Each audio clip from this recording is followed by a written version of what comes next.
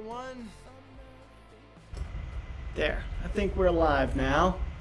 So, it's been a bit since I've been able to live stream, but I'm excited to have a little time to do that today. So anyone that is here with me now, this is kind of a surprise stream. I haven't been able to set up the initial announcement, so you probably haven't been able to prepare. Anyway, if you're catching this out on the video on demand, welcome to my studio. Today I have a little bit of time to stream, not a whole lot, but I've got a commission work I'm going to start soon of a special seashell painting of someone's. And I've set up my still life and taken some beautiful photographs which are going to serve as reference images of this color study. Obviously I could work from life, but as you will see with the photographs, they're pretty dramatic. I love a nice dramatic image, so I've set this up to be such, and I think it could be fun to explore this in color for our color study. So anyway, let me switch it to our main look. All right. It's a little crooked, but maybe we can make it work. Anyway, I've got my palette set up for the most part here, and I'm working with a limited palette today. Just a lot of times when I'm doing the initial block-ins, I like to work with a limited palette.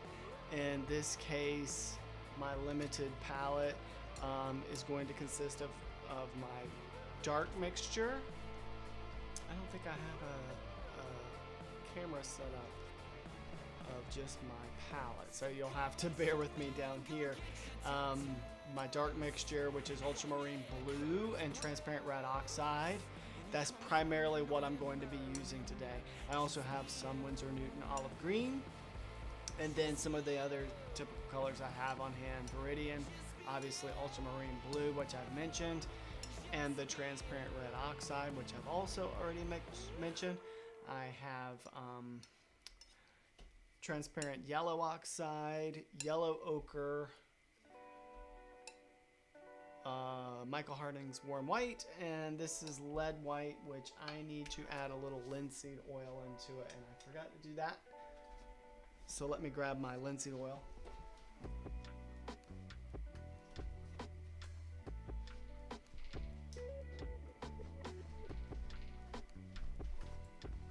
There, it's hiding from me.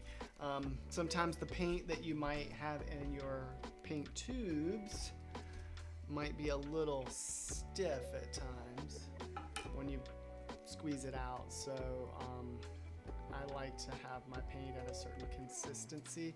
So I just have a little bottle with a dropper on it, which I use to then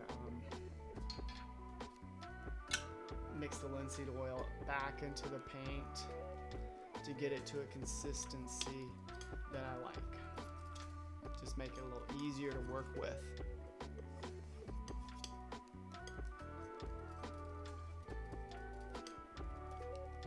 That's one of the beautiful things about oil paint. Through the years, I've been fortunate enough to have some friends that have given me some of their paint when they no longer paint. Even whenever I've had the misfortune of losing a friend that's an artist and their family leaves me some of their paint. That's a very morbid thing, but anyway. Some of the paint can be old, tubes from the 70s or whatever. And unless it's like really, the oil is seeped out and it's really turned into a rock, you can use this stuff. And even if it's a little stiff, you can mull it with some more linseed oil. And it still works, unlike acrylic paint, which, once the water evaporates from it, it's dry as plastic. All right. I thought I was set up, but unfortunately I still have a couple steps here that I need to get going. So most of the media I'm going to use today is turpentine, which I love the smell of. So let's get started.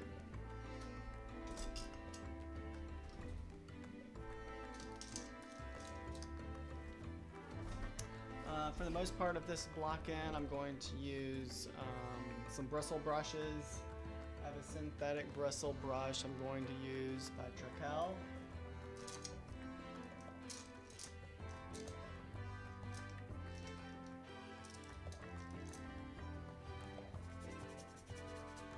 And this other beautiful sort of bristle brush as well from Rosemary & Co. Alright, let's get going. So one thing I want to do, how I always start my paintings, is I start essentially from the dark and work my way light. But since we're in some of our initial stages right now, I'm just going to give us a little tone, which I was going to do before I started painting. But today has been pretty busy, so I haven't been able to fully set up as I wanted to. This panel, by the way, is it's a panel by Ampersand. Gesso Board's the name of it. I enjoy these panels. They're prepared and sealed. Trust them. They've been wonderful products.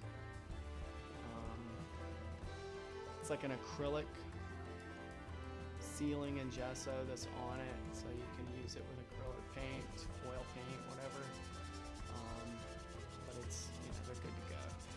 In many cases, I do like to prepare my own panel, adhere some linen to it, maybe use an oil ground, but that does take a lot of prep, a lot of time, and these are just good to go, so can't beat that. And this is going to serve as a study / color study for a commission that I'm planning right now. So I'm gonna make this kind of a fun painting for us, and we're just gonna see where it goes.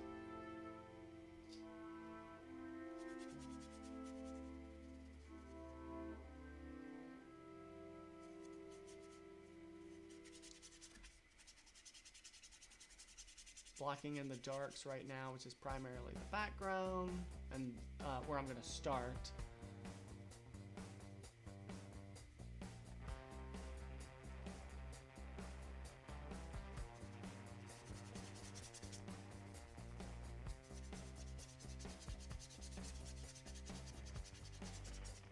I like to use this mixture of ultramarine blue and transparent red oxide to make my dark value,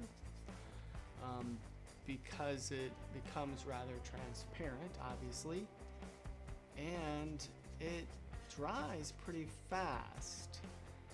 To the other oil painters out there, you may have noticed that you know, a lot of things such as ivory black, they don't dry very quickly, but you can mix up your own blacks and they can be pretty fast in terms of the drying time, and then you can actually manipulate them a little bit more. This mixture of ultramarine blue and transparent red oxide is great because I can it's just two colors, and I can add a little bit more blue and make the mixture a little cooler, a little bit more transparent red oxide, and it becomes warmer.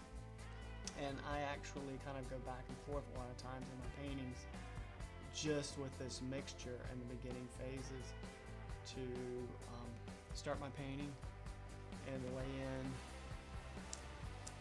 initial tones, and it almost becomes a value study initially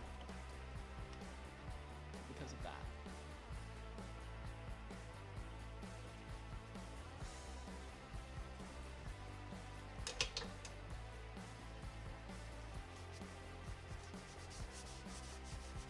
as you can see, the ground that this gesso board has is pretty absorbent. I've literally been painting with oil paint. I'm trying to wipe it off with a towel. Doesn't come off. Switching to the Trical synthetic bristle brush is from a line that they make called Opal. I guess that you could say their little idea of a name for it. I'm going to turn my panel just so I can cut in a little closer around areas that I want for this shell. Since I am working from a reference photo and it allows us to work together, you can see what I'm doing. I went ahead and put in a basic drawing of my shell before stream, just so there's less to do on stream and I can start painting with you guys.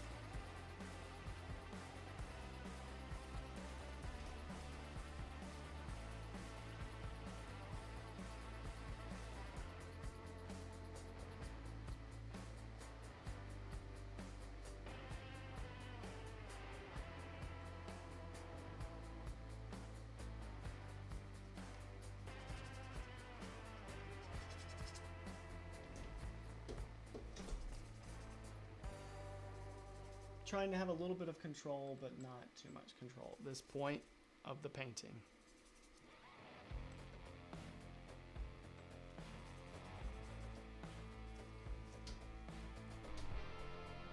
Bear with me when I'm doing that. Let me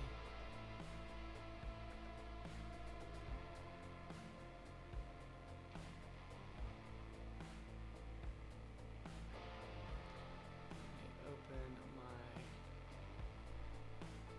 YouTube. I like to have a window going on here, but I just didn't set this up.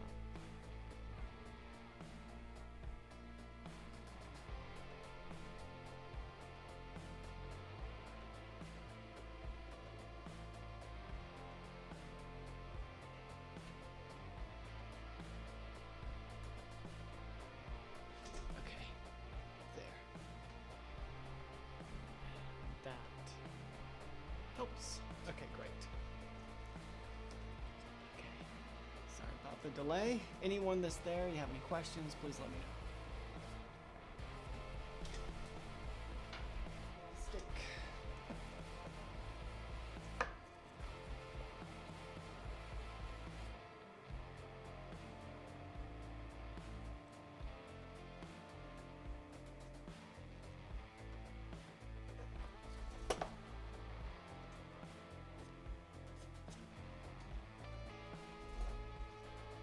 Sometimes I don't like a ground that's too absorbent,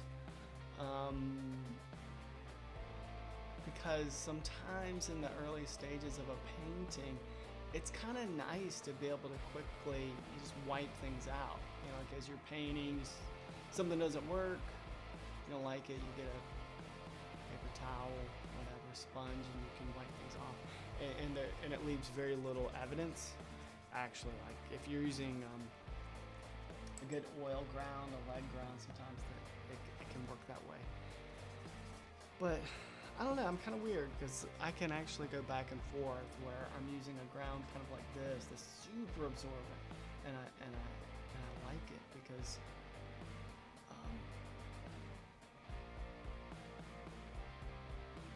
it just starts to suck in the paint so quickly, and you just start moving fast. You're not able to like overthink it at this point. Just work.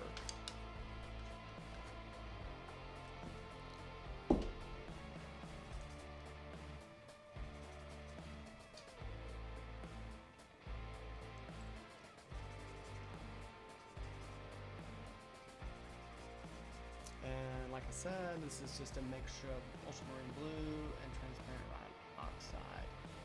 And you'll see as I go, and in the very initial stages of the painting, I'm just going to use these two colors, this mixture of these two colors, and slowly go back and forth and tint it as needed.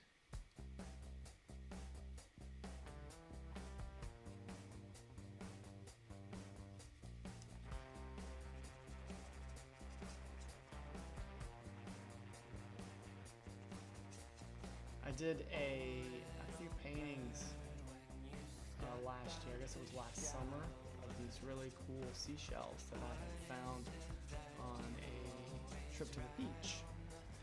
And I love the shape and form, color, and the transparency of the shells.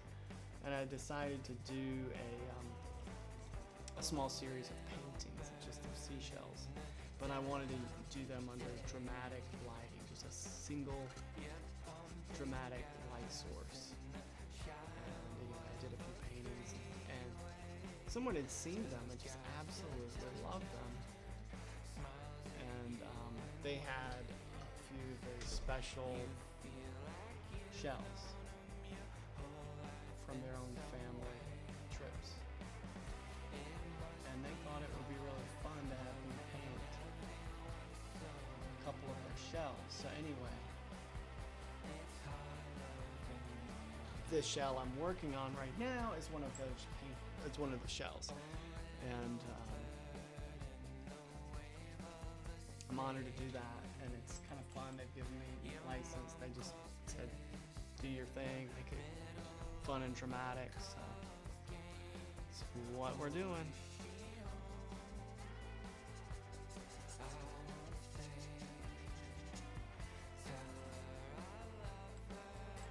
And I haven't really posted it yet on Instagram, but you might be able to see in my studio as I open up the camera and you see a little wider into my studio. Excuse me. There's a charcoal drawing over here of this shell I've done working from life. I may have to return this shell soon, so that's one reason I want to get good photographs so I can have good reference images if I do have to return these. But for now, I'm able to work from them.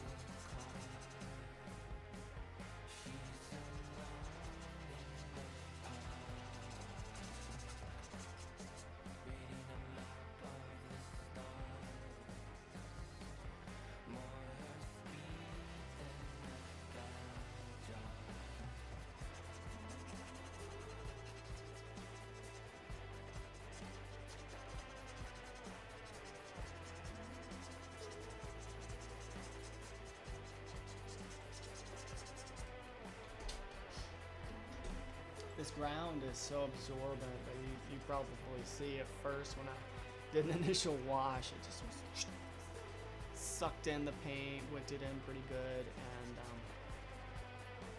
I wouldn't have been able to really get it very dark, but it sucked in the paint really fast. And now I'm going on top of it with a second wash layer. And as you can tell, it's already darker. And I don't want to necessarily get it much darker than this at this point, but I do want to give myself something. It's like a background for all of this. So I can work on edges.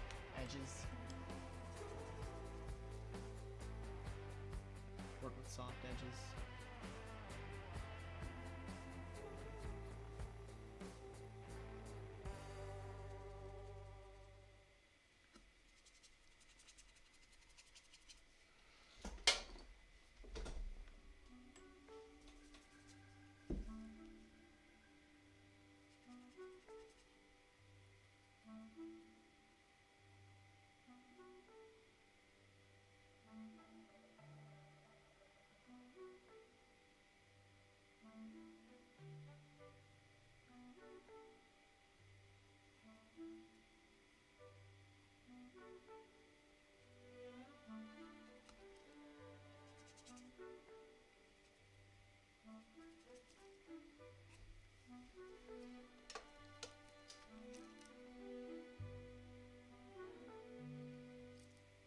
Kneaded eraser is one of my favorite painting tools.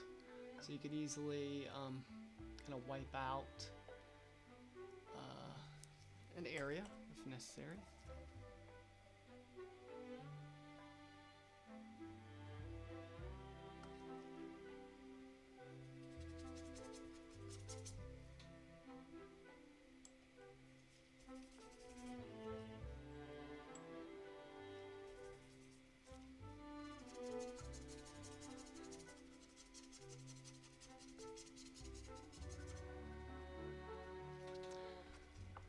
I'm gonna rotate my panel again just so I can cut in around the edge of the shell.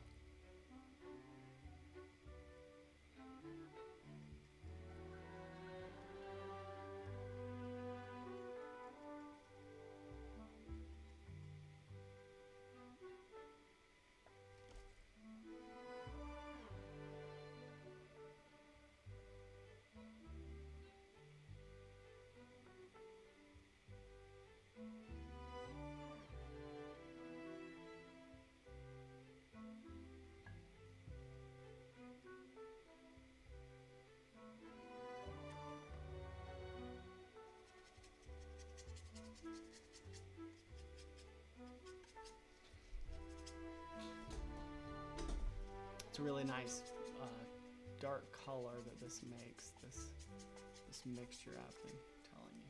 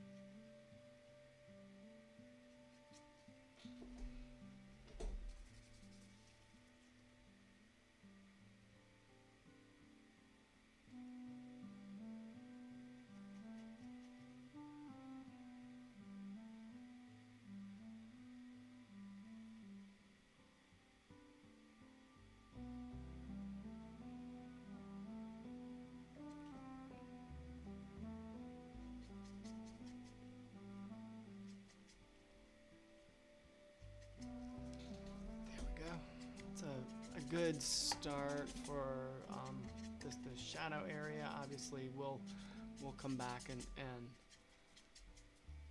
refine that further as we paint.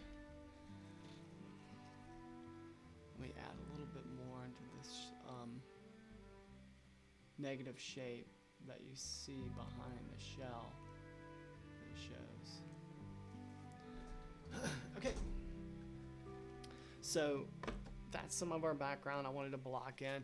And as I've discussed before, one thing you want to do whenever you're painting or drawing is often squint at your subject, because you'll start to see areas of value, you know, light and dark, that are important and want to edit within your drawing or painting. So at this moment, the obvious thing for me was just kind of, I wanted to block in a little bit for the background, just to go ahead and give us something to work with. Looking additionally at this, I'm seeing the front side of that chest that's dark, and I'm also seeing the shadow under the shell. So I think what I'm gonna do is I'm actually gonna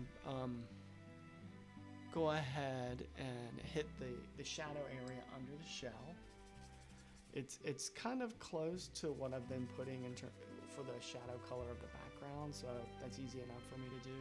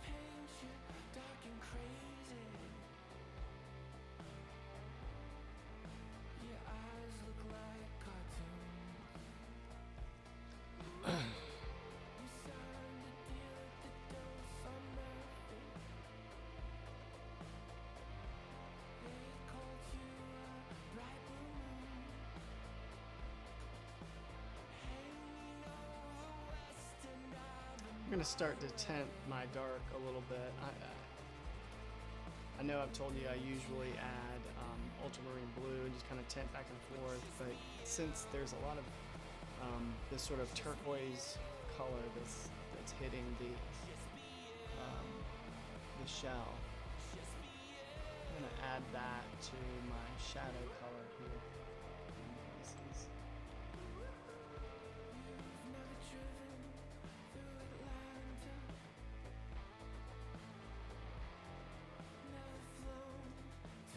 Add some lead white.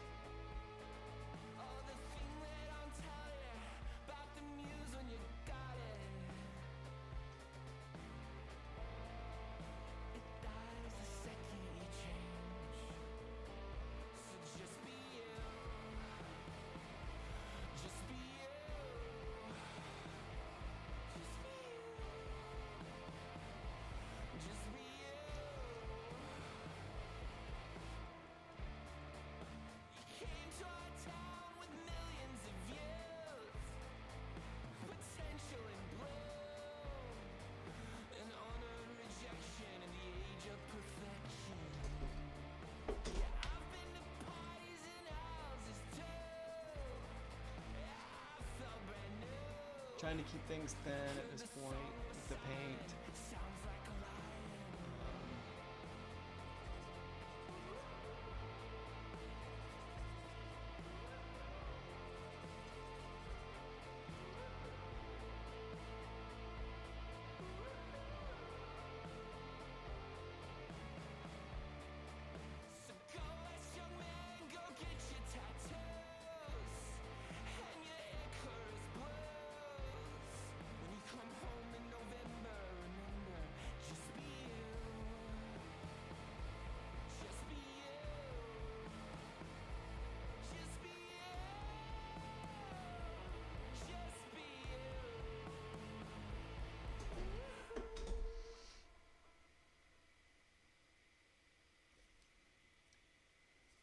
A little more lead white and some Viridian. I may reach behind me and grab that turquoise color, which I've enjoyed a lot in previous paintings. It kind of finds itself more and more onto my palette. It was at one point just sort of an accent color on specific paintings, but not only do I really like it, but a lot of my subject matter ends up having a fun sort of turquoise color that is in it. And since I'm kind of working from a lot of still life objects, you know, when I see it, I'm like, well, I have to use it. I have to include it. Okay, that's kind of an interesting, this part of the shadow kind of extends just a little bit down towards the bottom. So let me hit that. And then what I want to get is the front of the box shadow. Because it's kind of a little bit more going there. A little bit more. Soften this edge of the shadow before I move on.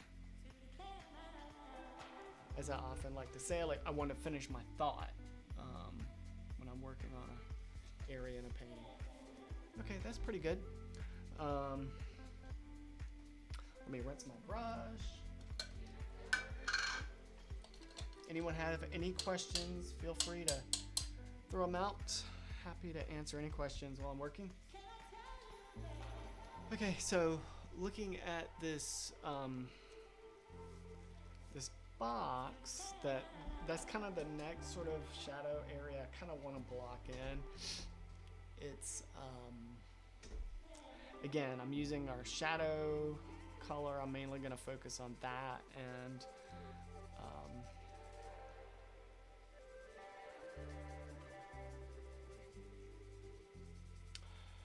I'm thinking about it right now as I'm kind of brushing my paint around. It's actually got a mixture of this reddish brown color to it and a bluish color. So it's perfect because my dark mixture is made from blue and red.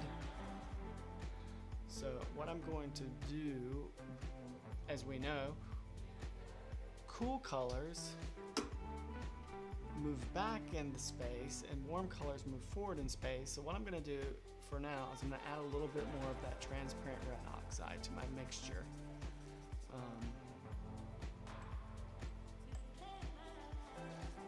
To give us a little separation. Yeah, I've added a little too much, so let me hit it with some more blue to cool that down. Yeah, that's much better.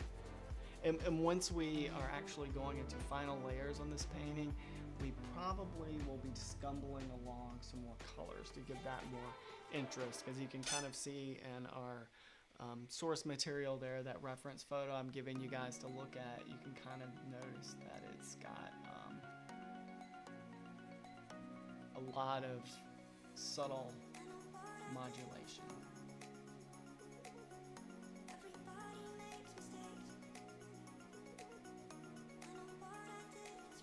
There's a lock on the front of this chest, which I find really beautiful and interesting. So I'm going to try to work around it best I can, so I can go back in and give that its own information.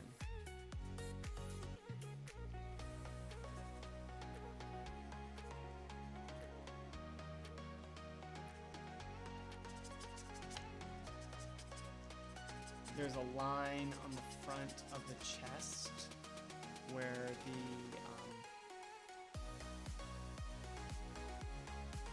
the lid connects with the body.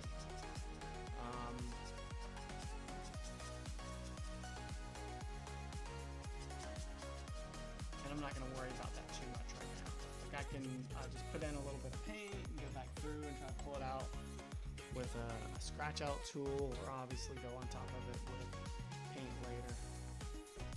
But for now, I just want to keep the paint moving.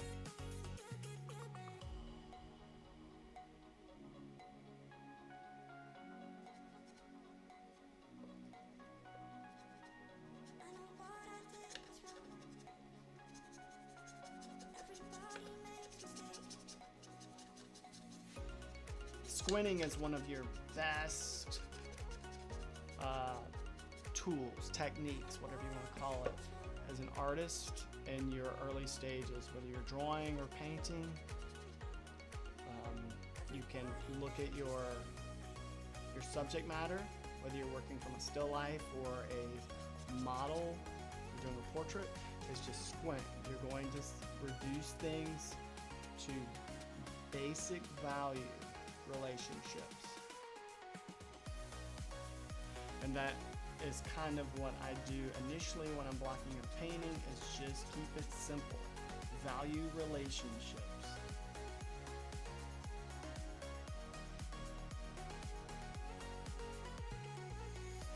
And as I've said, this is kind of a color study, so I'm trying to just keep that in mind. Just get my information in. This is gonna dry pretty fast, what we're doing today.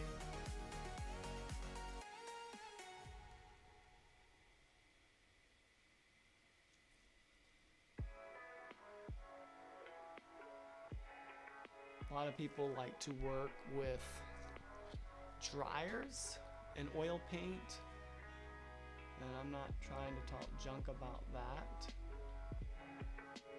at all, because I think everyone should use what works best for them to help them produce their best work of art, what they're comfortable with. But I'll just say this, is sometimes you may not necessarily need to introduce a dryer if you're using high quality paints that function a certain way for you. That's a lot of times why I recommend using a recommend against using student quality paints, because a lot of times they have some weird additives that can do some strange things, maybe even affect how your paint dries and stuff.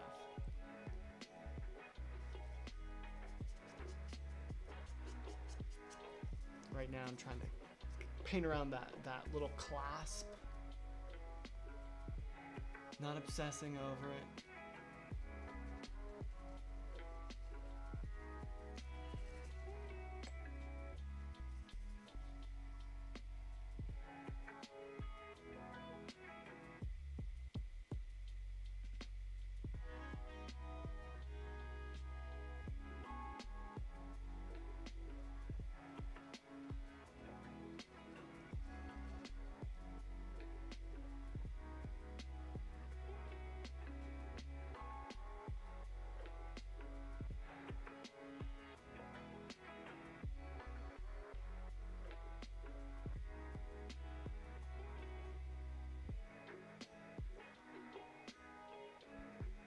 There'll be a time later to go back and add all the detail we want.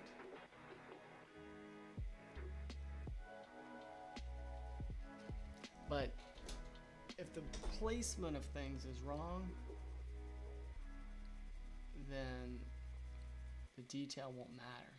It won't make sense. Okay, cool.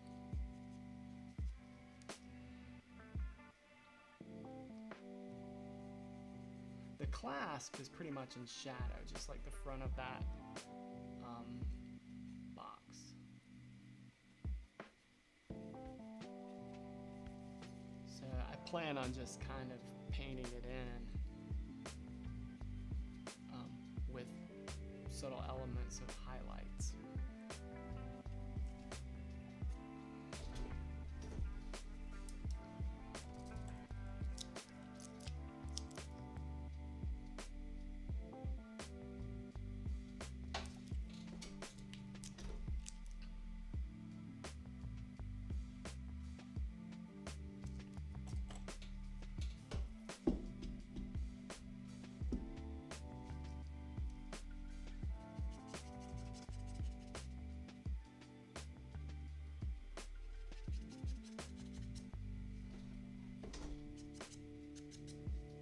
Cool.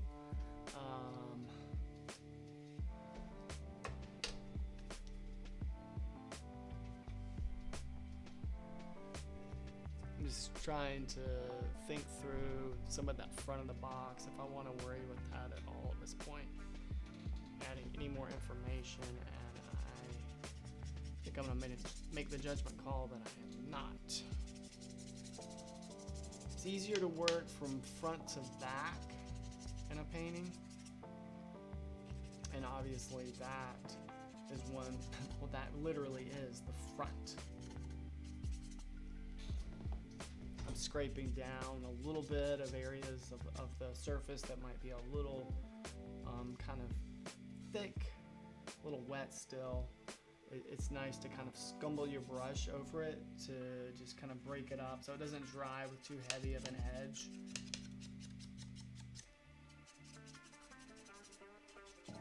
It's a good time to do that. Okay, cool. Make any minor adjustments that are bothering me. This edge here is just too rounded right now. Here and here. Okay, cool. Let me wipe off my brush. Let me know if anyone has any questions out there. Happy to answer any questions. But you're welcome to just hang out and watch me paint. It's a little after 4. I'll be able to stream maybe another hour or so. That's if the cats let me. Okay, cool. So now I want to do some basic block-ins of the shell. And I'm thinking.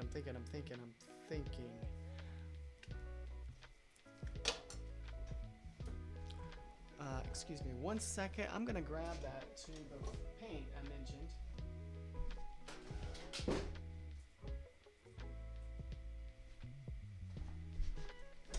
End up using this paint more often than I realize. I just love this color. It's been in so many things I've done lately. Anyway, this is an Old Holland paint. It's cobalt turquoise light. Like a lot of Old Holland colors, it's a little stiff out of the tube. You really have to squeeze to get this one out, and I like to get my money's worth. Anyway, a lot of Old Holland colors are a little stiff coming out of the tube. So put that there. So I like to just mix it with a little linseed oil to make it more workable. Keep this little dropper next to me on my tabaret. A couple drops of linseed oil. And mix it up, and then I can put it to the side. I'll show you what I'm thinking with this color, why I felt it was important for me to grab. I was talking about it during the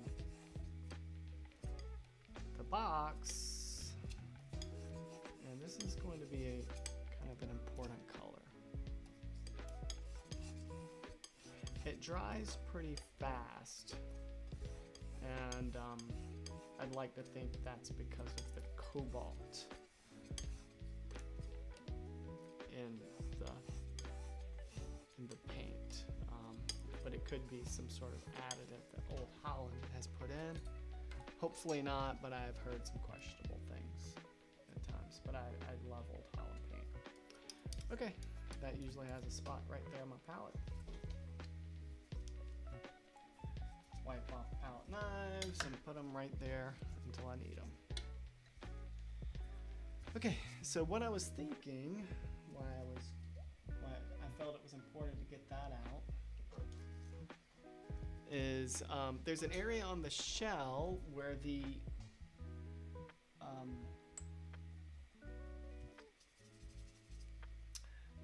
where this turquoise, this light, this fun little side light that I put in is hitting the top of the shell, and I kind of want to get that. I kind of want to hit that, so I'm going to take just a little bit of lead white and add it to this area.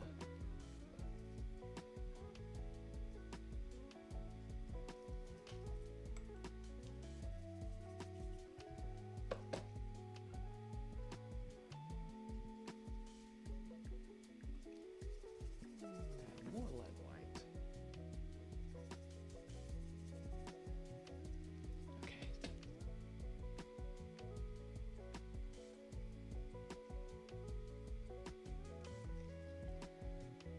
Actually, I have two whites here. You might see on my palette that I'm pulling from.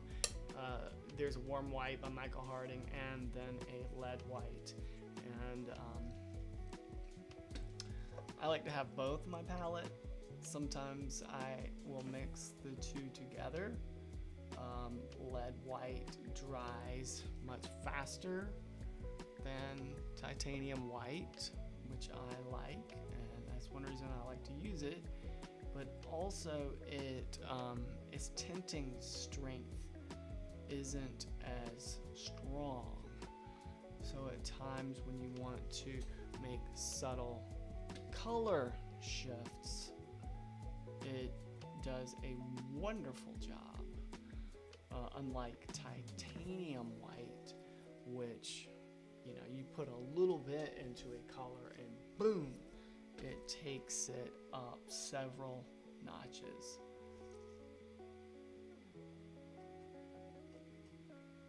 Titanium white also, some people will argue this, but I feel like it makes colors chalky when you are using it. So I use it. I use titanium white, but I have specific purposes for it. specific uses.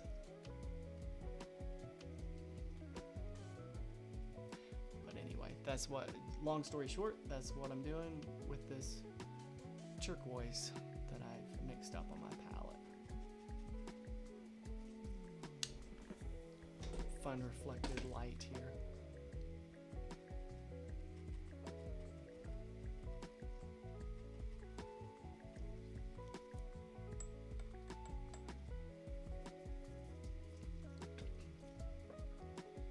My medium is literally just solvent at this phase. I'm using turpentine.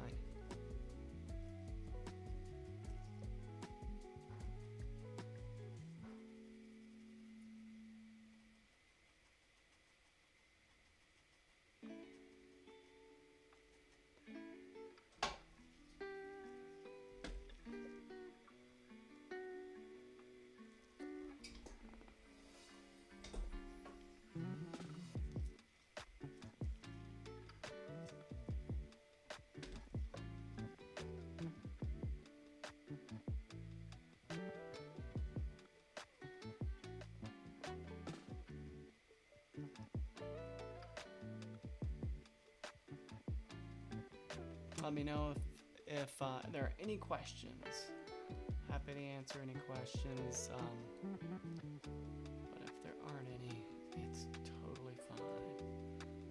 I'm just having a good time working on stream. It's been a while.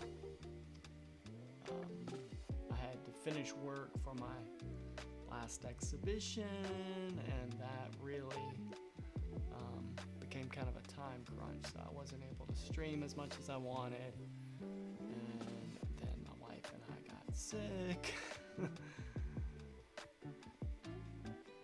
We're much better. Okay, cool. So I wanted to block that in briefly because the next shadow areas that I'm seeing are kind of that part of the shell. And I kind of want to get there before I move on the inside of the shell. That turquoise color we just put in is going to be, pardon me, it's going to be dry very quickly.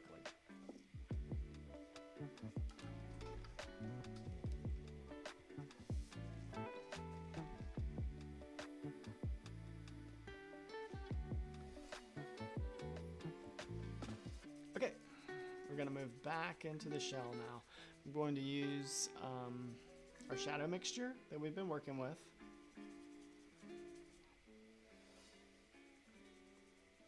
As you see, I'm just using a limited palette. If it weren't for this turquoise I wanted to introduce at this point, we are essentially using about 4 to 5 colors at this stage.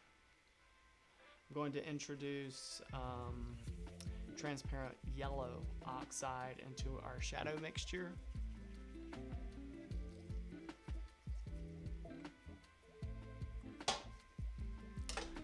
Bear with me, I use these little jelly jars. You can kind of see on the side of my paint book here. To keep a lot of mediums in, it's just very convenient. I don't have to put a bunch out, just what I think I'm gonna need. I need a little bit more turpentine.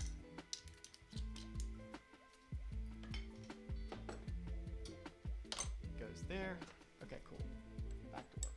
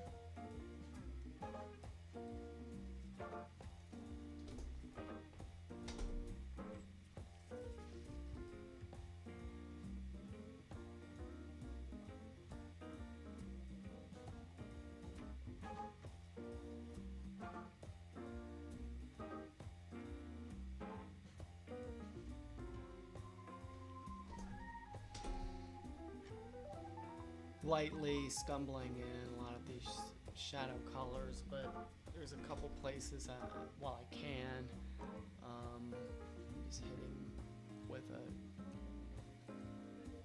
darker area since it's just have a little bit on my brush, a little darker color. You know, it's more saturated, I should say. It's not necessarily a darker color, like it's a different color. It's just more saturated.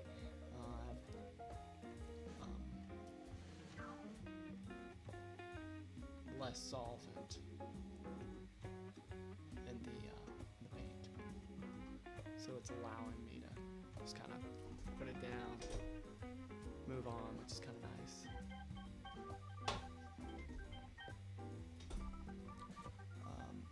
Obviously, I see some areas that I'm hitting right now that I'm like, all right, that'll be a different color. Like at the bottom edge of this shell as I'm working, I'm seeing that the shadows are very cool because of that turquoise light and how it's reflecting. But I'm kind of trying to treat this part of the painting like a drawing, almost a value study. So I'm just getting in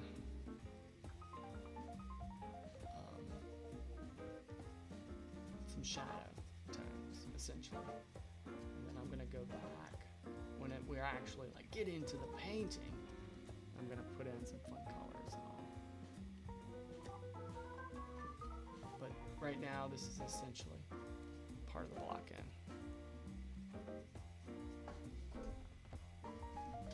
Okay, cool. This block in. I'm trying to make it move quickly because we don't have as much time together as I would like. And I want to get a good start on this, and then maybe we can work on it again on. Unfortunately, I guess it would be Saturday at this point. Tomorrow I have to meet with a client, so it's gonna take up some time that I would like to spend with you guys.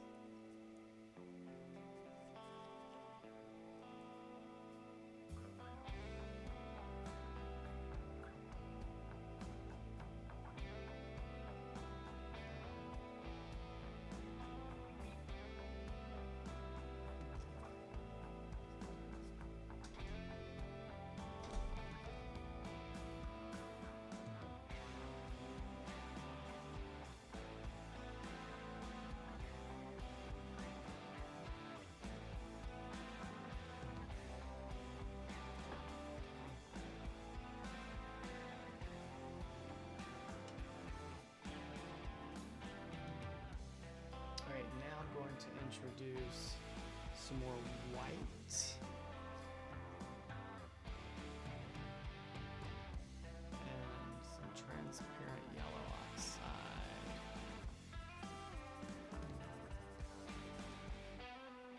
Really warm white in it, actually. And I'm going to try to kind of get some of that.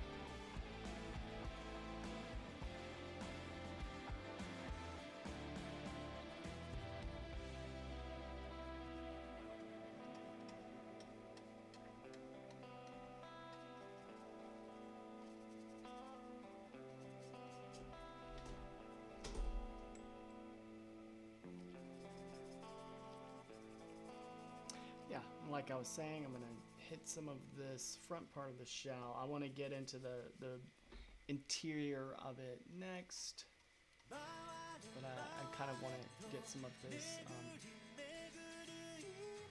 subtle value shift that's happening from the shadow side. It's very dramatic light.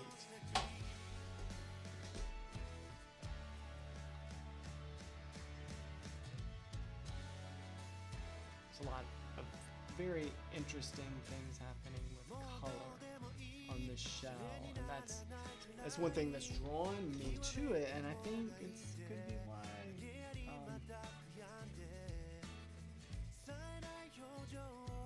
the client that has kept this shell has kind of, really, I'm sure it's marked an important moment in their life and they've kept it, but they find it beautiful and they need to paint it for them. So anyway, color study to help me understand it a little bit more.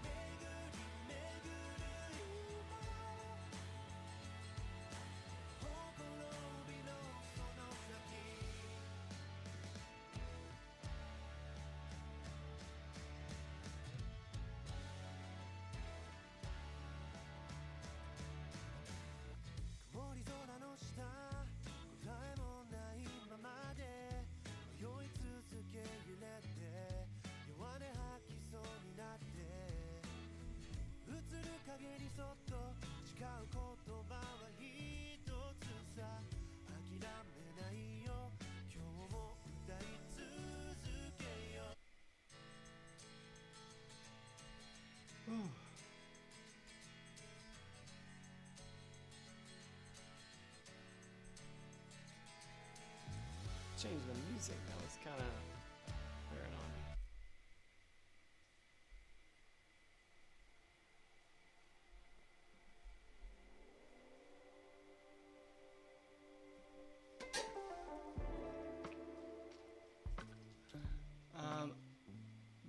I'm just adding a little bit of a light color right now to some of the light areas around the top of this. Part of why I'm doing that is to just soften that shadow edge from the background. Excuse me. This isn't going to be anything official. All this paint that we're putting on right now is going to be painted over at some point.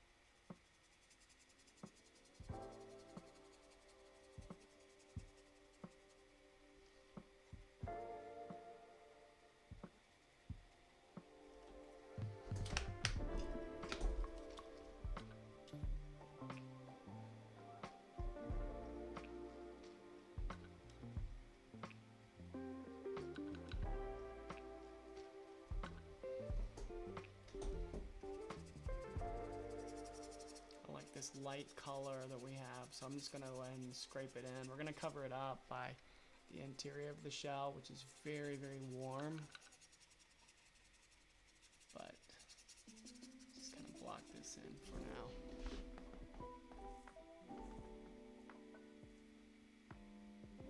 The camera image does look a little blown out there.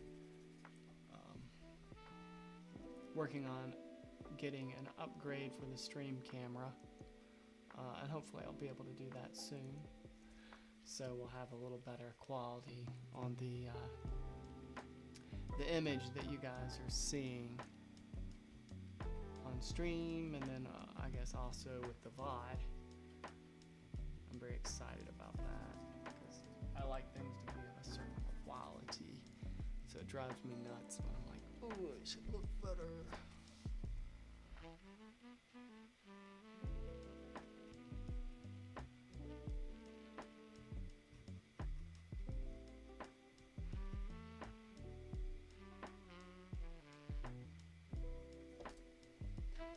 Okay, cool. I like that. I like that a lot. Let me rinse off my brush.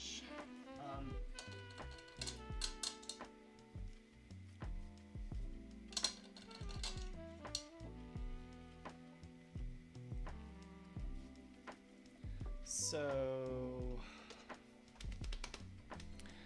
I'm looking at the interior of that shell, and there's a couple areas that are obviously very orange. And I have a few different ways in which I could make an orange, in ways that are also in the, I have a tube, like, bleh. I'm thinking too hard, I'm not like using my words. There's some colors that I could use that are just straight from the tube, but I don't want to do that. I'm just looking at this, and it is very much kind of like a, almost like a transparent red and then a really nice yellow. And I didn't put a yellow out, so I'm gonna grab that real quick, and we're gonna try with transparent red oxide or CAD red light.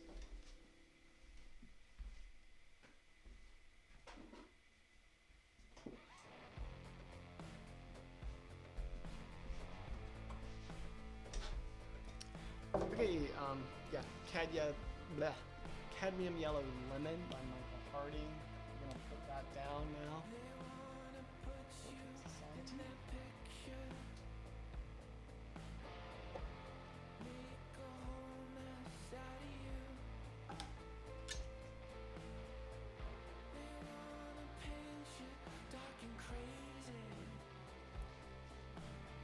Just starting with a little bit because I want to see where that gets me. That gets me pretty darn close to what I want. It's a little dark, a little.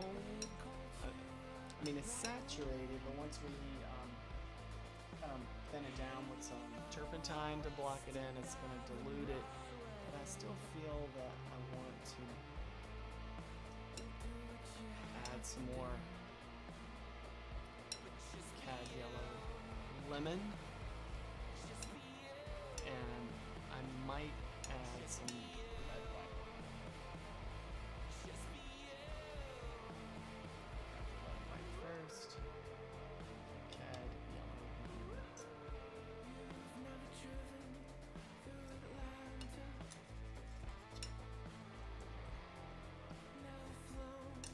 That looks great, but there is like a little pinkish color to it, so that's why we're gonna ahead and put our cadmium yellow light. I should have gone ahead and laid everything out because I don't like having to interrupt the stream to get more tubes of color. But just gotta adjust sometimes.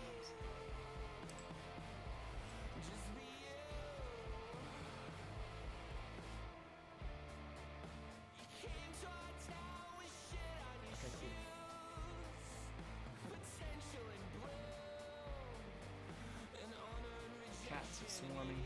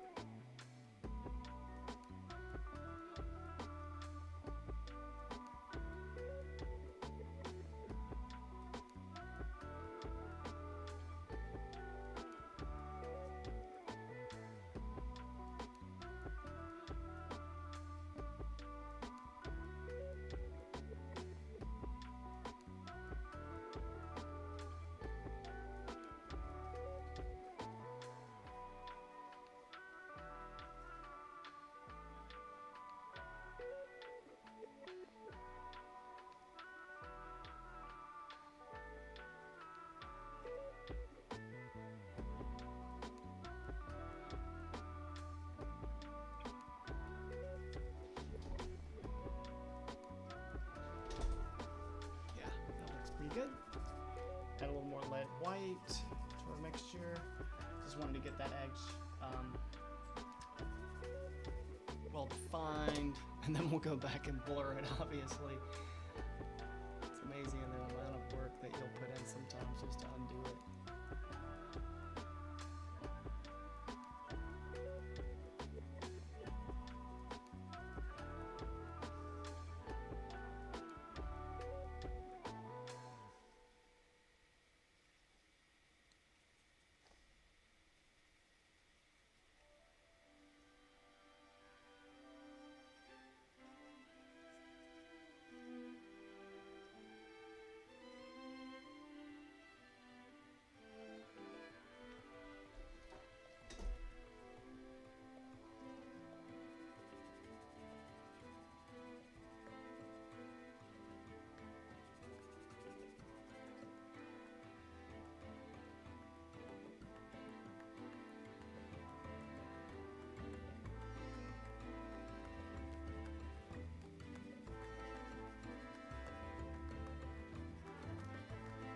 A lot of these areas become darker inside of the shell and lighter too, but I find it great during a block-in phase to almost kind of give yourself a middle tone, like a local color even, you know, something that you're like, all right, that is kind of an average of the color that's there, or even the value that's there at times. And then from that average, you can work by adding highlights and adding shadows to define it further. It becomes a little easier in painting that way.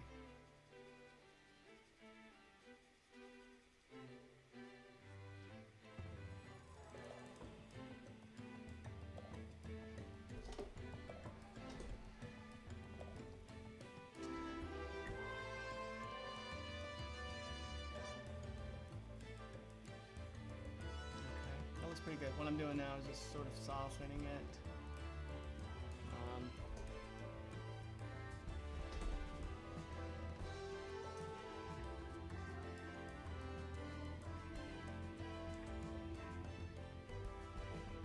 Correcting the shape just a little bit.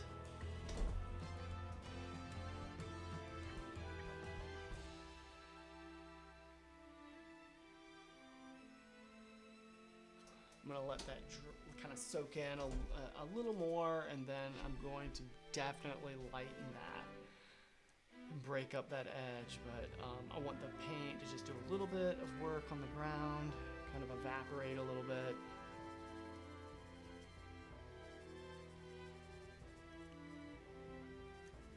As I've described a lot of times on my other live streams, it's a great idea to keep your palette organized in terms of the paint around the edges, what you're using, excuse me, but also in your mixing area, you know, so I try to keep it organized in terms of darks and lights, cools and warms, and it just makes it so much easier when you're actually mixing your color and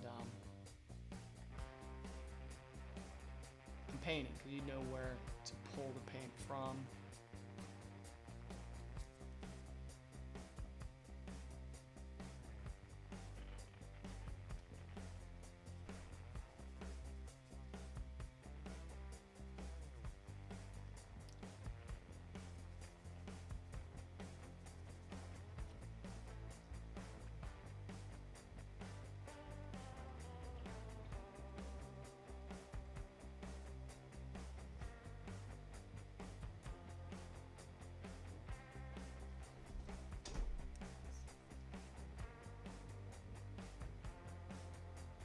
Clock. Got about 15 minutes. I think that's perfect to accomplish what I had in mind to do still.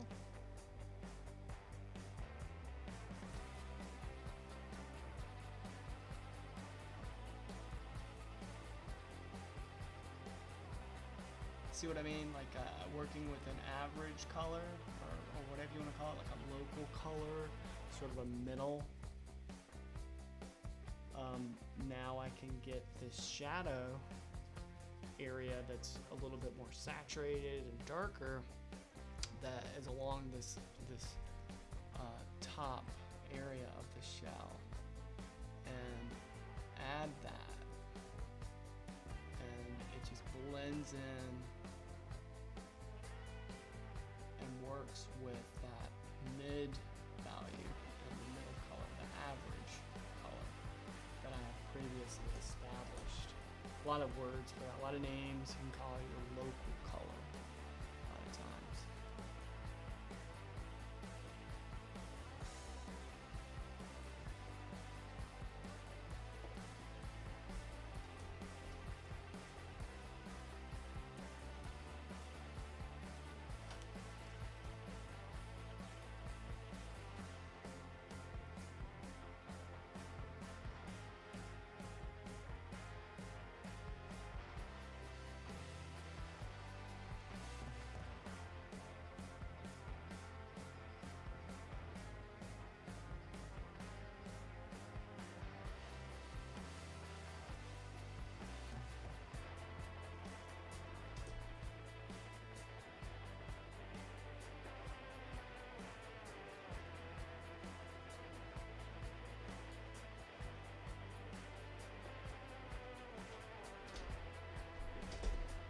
Pretty good.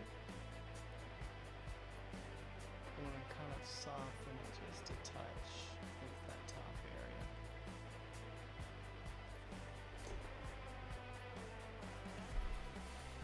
Yeah. Like as I'm sitting here in my chair at my easel, like I'll just kind of sit back a little bit and squint my eyes, and I'm like, all right, well that's kind of going where I need it to go, where I want it to go. Obviously this is underpainting, so there's a lot that's going to change as we continue working, but for now, this is helpful to kind of capture some information. So when we're back on the painting, we'll know where the painting's going. Let's hit this right here. It's just a little darker for me. I want to get that.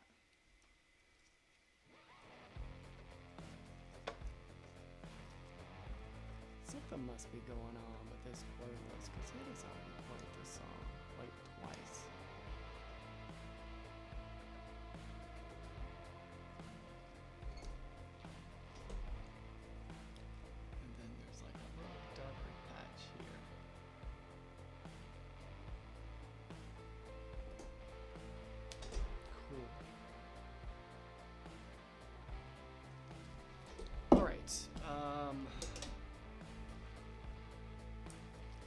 I've gotten myself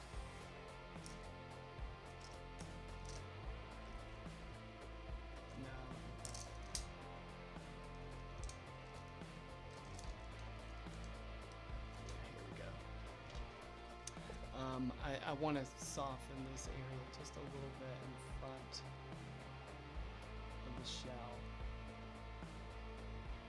In front of the whole part, so the edge is a little sharp.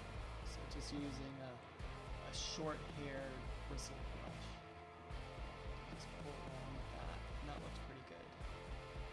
There's actually a lot of warmth in areas of that front part of the shell, but I don't want to worry about that right now. Easily could.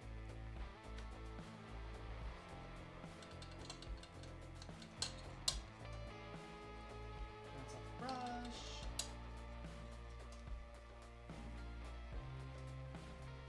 And what I wanted to do next is get a little white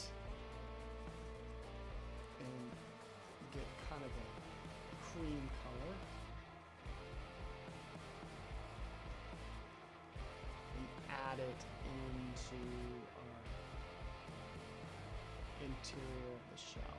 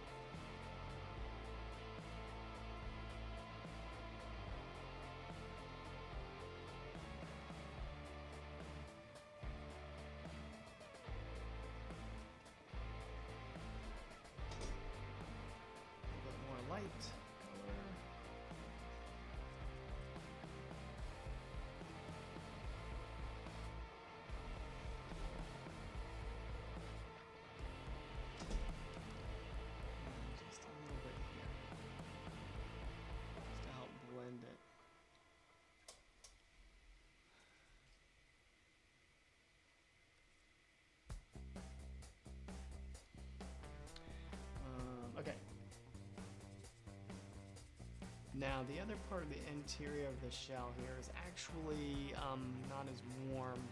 It like goes into a more muted yellow, so I'm actually going to add this other color I mixed up here that seems pretty close. I'm gonna add a little yellow ochre to it.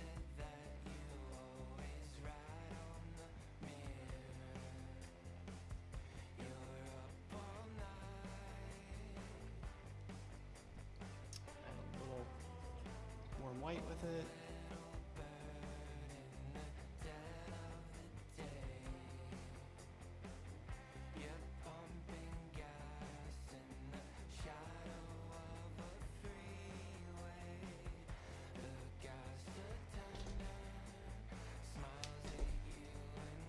Cool. That's going to give us a lot to work on for next time. Okay.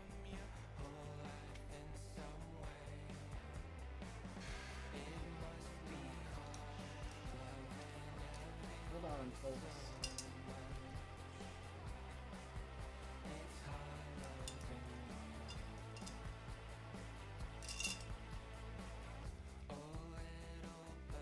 I'll try this. Okay, some final things I want to do in this painting is I want to get some more information in the shadow side of the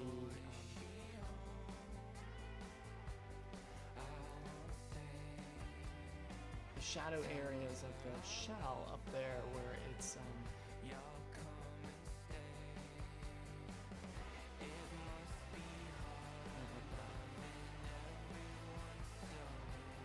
sorry, I'm not making much sense right now. There's shadow areas at the top of the shell where that turquoise light is reflected on the shell. So what I'm going to do now is try to hit those shadow areas. So I'm mixing up the color, which is essentially some of this turquoise. I'm actually using transparent red oxide and viridian.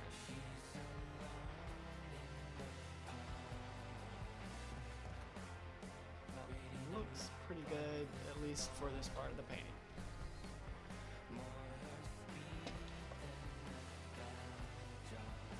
Again, I'm not going to overthink it too much. I'm just going to try to get the shadows that I see. There's one kind of on one of those little pokey parts of the shell. There's probably words for these. A marine biologist would hate me.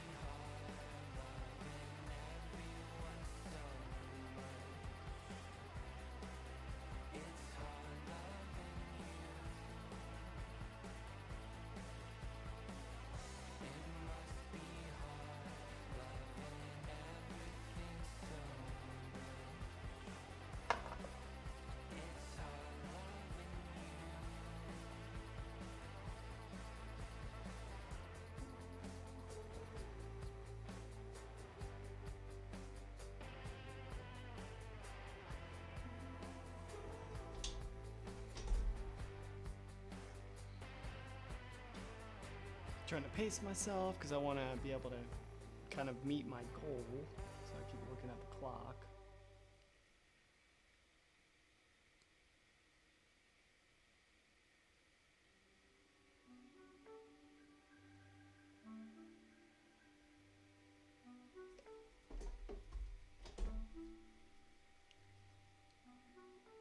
Am I painting? Let's see, can I just... My camera must be on an auto setting. I can't adjust it. Hold on. Two settings. Ah, maybe that was the problem. I had it blown out from some other painting I'd done on stream. Maybe that'll help there.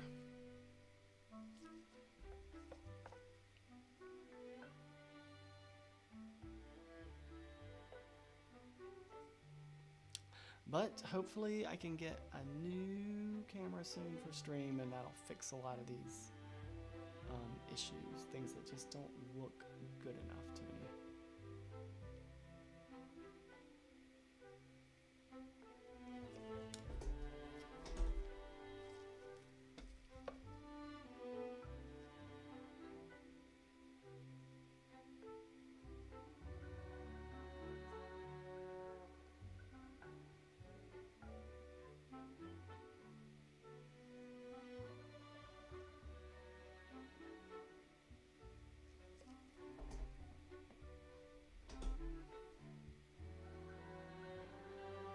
Okay, that looks pretty good, at least for now.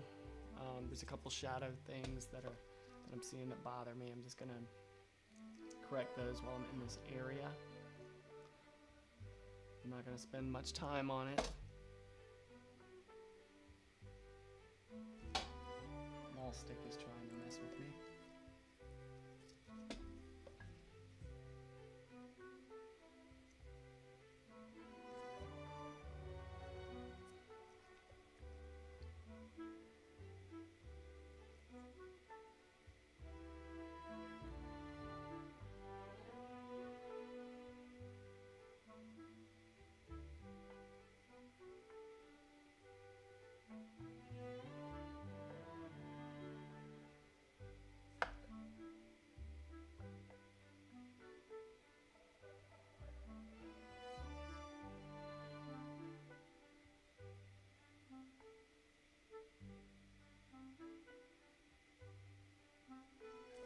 Okay, cool.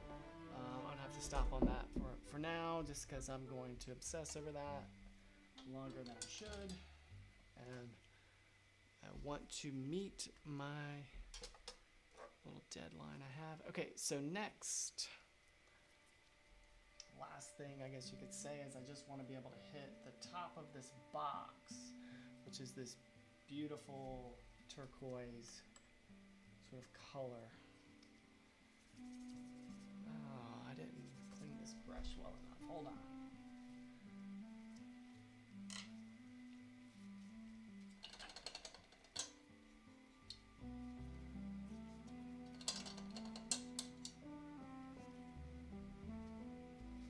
Okay, let's see about that. A little turquoise.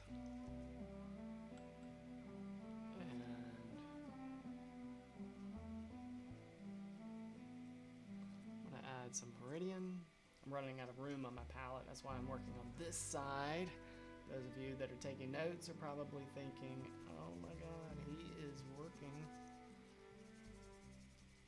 on the warm side of his mixing palette. What's he doing?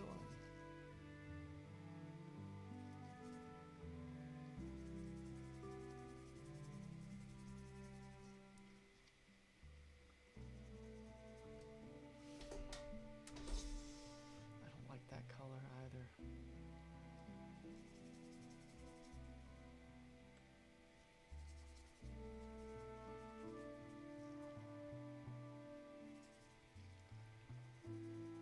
That's better. That's better. This is just a block in. This isn't anything that's going to be very like permanent at all.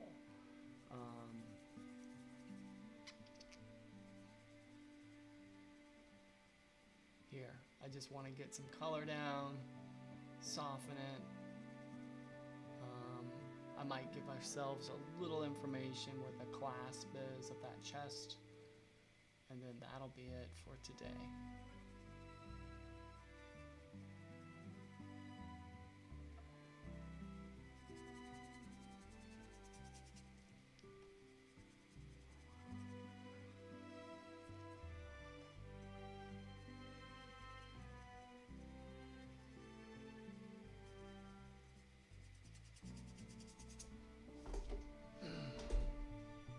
Yeah, that's looking pretty good. Let me just keep that going. First thing you gotta remember a lot of times when you're painting is you just gotta put paint down. You know, you can't overthink it. You just gotta kind of understand that a lot of what you're putting on, you're gonna cover up. And it's just paint. It's easy enough to cover up. So you just gotta get out of your own way in a way. And just work, just put it down and know that you're gonna fix it later if it needs to be fixed. The other thing about it too is oil paint needs oil paint to stick to in a way. You know, so you put down some of your underpainting,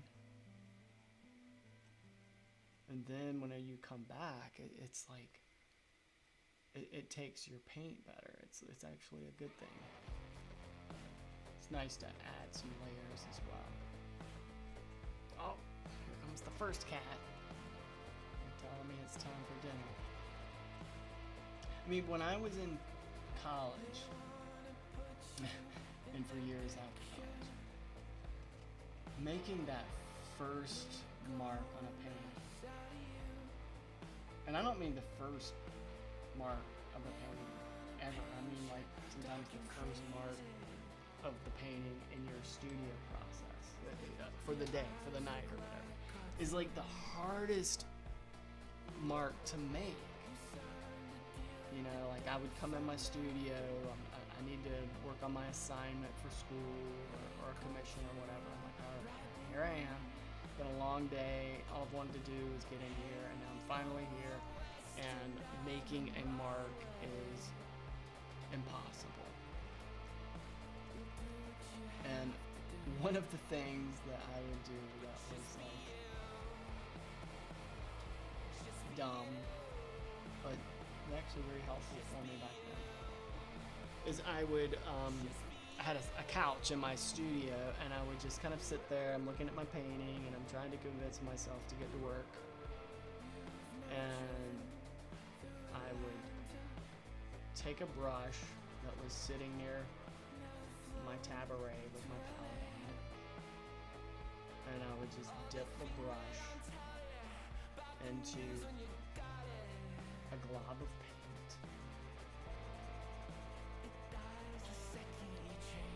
Oh, I have a light out. I guess that means it's time to go.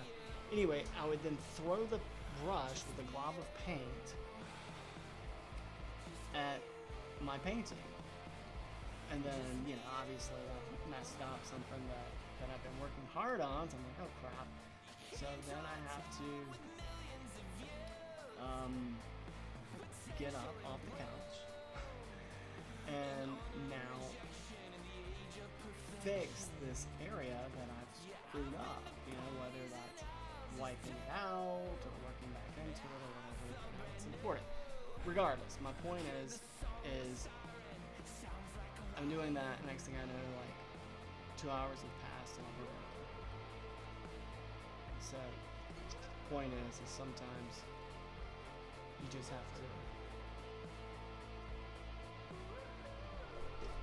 you just gotta make yourself do it.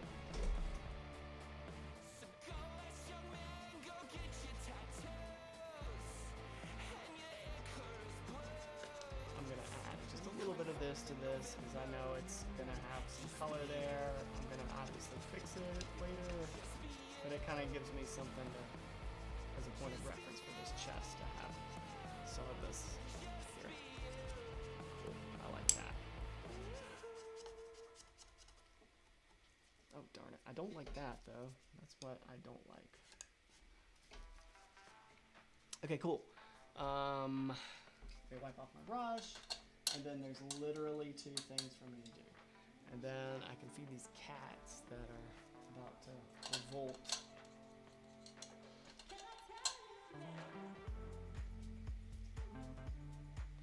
First thing I'm gonna do is darken that area that I lost. Here. Yeah. Again, this is gonna be painted over when I get into the painting. So it's nothing to really worry about. It just makes me feel better to have that done. And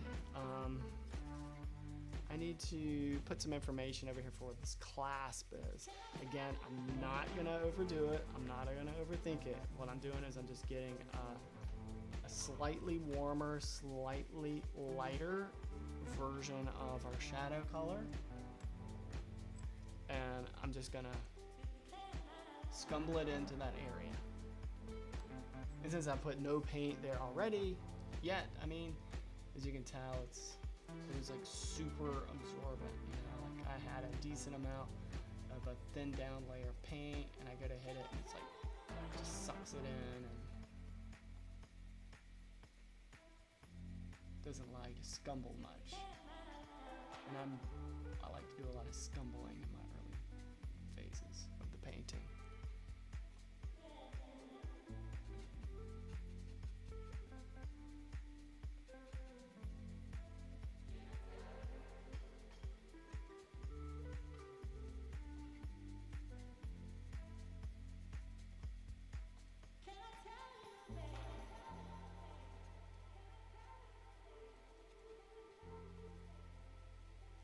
Okay, cool.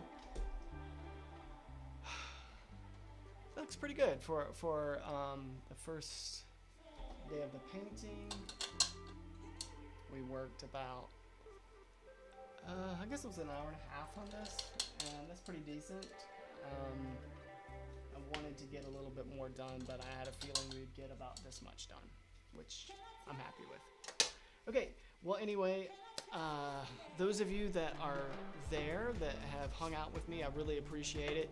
And those of you that are catching the video on demand on my channel, I really appreciate you checking out the content very much. Sorry I did not have this stream scheduled. I'll try to do better in the future. My life's been a little crazy over the past couple weeks, but hopefully I'll be able to find a rhythm soon, and we can all kind of expect when things are happening. Anyway, if you've liked the channel, if you've liked the video, please click like, please share with your friends, and please subscribe if you haven't, and stay tuned for what is next. Check out some of the other videos on the channel, and I really appreciate your time. I thank you very much. I'm trying to build something really exciting here for the community and educational. And anyway, I just noticed there was another microphone on here. Jeez, I hope that didn't screw up the audio too much. Anyway, thank you all. I will see you very soon. Good night.